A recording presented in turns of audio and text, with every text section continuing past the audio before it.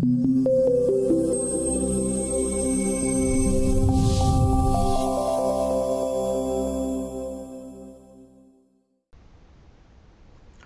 this is Nest Tilson here. In this video I'd like to just show you how to adjust a series of base cabinets between existing walls and how to adjust them when you've realized that a dimension you've taken on site is not quite right and you need to readjust your project. Here I've just set up very quickly a series of base cabinets with some molded doors, and they're sitting between two walls here. If I look in my project mode, I can take the measuring tool and measure the horizontal distance between our two walls, and I will click here and make it measure permanent, and we can see that we have 4 identical cabinets sitting between walls which are 2.80 meters apart. Now what happens if the wall itself is moved? For instance, let's quit my measuring tool and let's click on my wall and say that we went back to site here, and in fact the wall is not 2.80 meters but is round about 3 meters, for instance. So let's click on this one here and let's put it at around about 3 meters and say now we have round about 3 meters. Let's take our 3D measuring tool here. We have 3 meters. Let's put this as permanent dimension. So now we have 3 meters.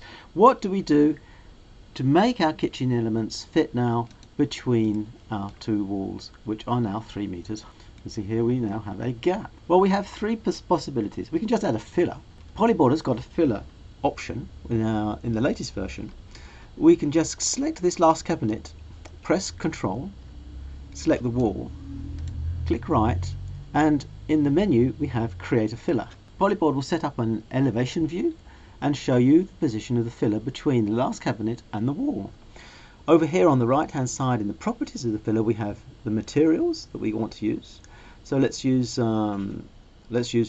something which is a bit darker, shall we say, veneered plywood. And we can add a distance from the front.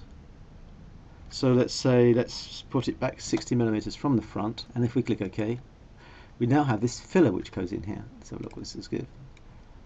So here we've put in an oak filler between the side of the cabinet and the wall, which could be a solution.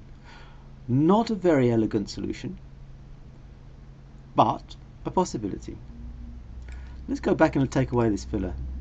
Another solution would be, if we go back into our plan view, another solution would be to redimension this particular cabinet and make it go up to the wall.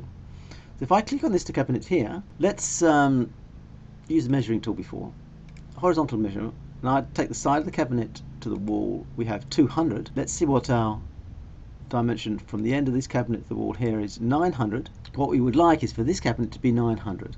So let's quit the measuring tool. I click on this cabinet, and in my width here I put 900, and I click out, and I will create a new model, and I will call it the same name, but I will call it 900.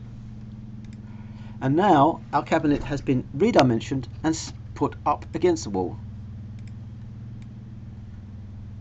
So now we have 3 identical cabinets and one which has been redimensioned to sit up against the wall.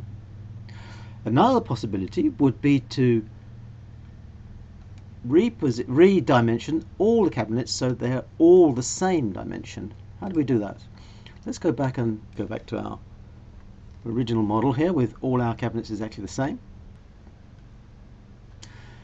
Let's display the actual size of the cabinet. So let's go into View menu and I click on Cabinet Dimensions. Polyboard will automatically display the actual sizes of the cabinets up here, and we can see that each element is 700 millimeters wide.